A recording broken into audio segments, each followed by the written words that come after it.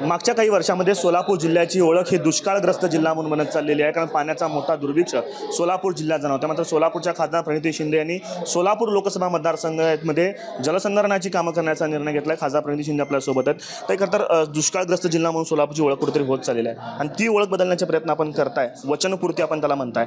काय नेमके प्रयत्न केले जातात, कशा पद्धतीने प्रयत्न होत आहे? आज इलेक्शनच्या वेळेस जी मी वचननामा किंवा वचन दिलेलं त्याच्यामध्ये माझं पहिलं वचन होतं सोलापूर जिल्हा दुष्काळमुक्त करावं आणि आज मला या गोष्टीचा आनंद होतो आहे की त्या वचनपूर्तीच्या दिशेत मी पहिलं पाऊल घेत आहे। सोलापूर जिल्हा दुष्काळमुक्त करण्यासाठी EFI एक संस्था आहे जे सोलापुरातले अनेक गावं निवडणार आहेत।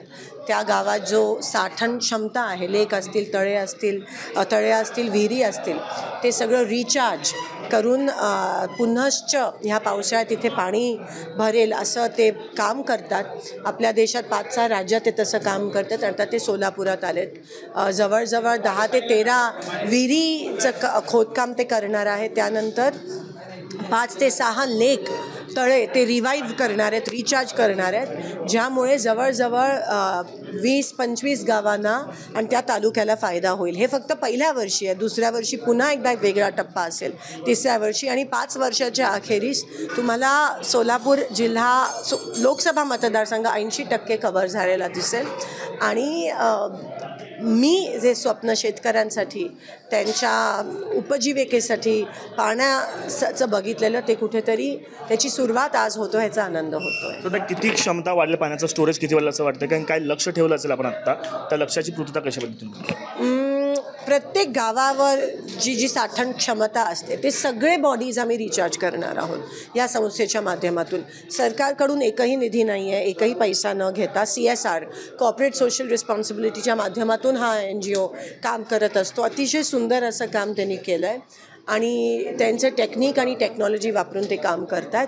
तर प्रत्येक गाव हे या गावात 12 पाणी यायला पाहिजे, ड्रिंकिंग वॉटर आणि शेतीसाठी, त्या अनुषंगाने हे काम चालू राहणार आहे। कुठलंही काम म्हणलं की लोकसहभागाची त्याला गरज असते, स्थानिक लोकप्रतिनिधींची मदतीची तितकीच गरज असते, कारण अडथळा आला की पुन्हा ते काम पुन्हा थांबवू शकतं।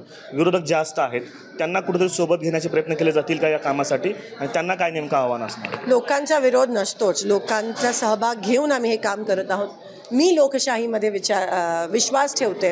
ह्या गावांची नावं फायनल करण्याच्या आधी त्या गावात अनेक मीटिंग झाल्या आणि ती लोकं अत्यंत खुश आहेत। उलट त्यांच्याकडूनच ही मागणी होती म्हणून गावांचा समावेश करून झाला।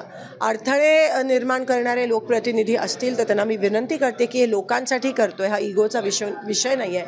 कृपया ह्या सुंदर अशा कामात अडथळे निर्माण करू नये। दुष्काळग्रस्त सोलापूर जिल्ह्याची ओळख बदलण्यासाठी जे ते खासदार प्रणिती शिंदे यांनी प्रयत्न सुरू केलेले आहेत। चेन्नईच्या एका संस्थेच्या माध्यमातून CSR फंडातून ही कामं केली जाणार असं माहिती त्यांनी ABP माझाशी बोलताना दिलं आहे। येत्या वर्षभरामध्ये हे काम कशा पद्धतीने चालतं हे देखील पाहणं तितकंच महत्त्वाचं असणार आहे। कॅमेरा पर्सन अगदीसह आफताब शेख, ABP माझा, सोलापूर। ABP माझा, उघडा डोळे बघा नीट।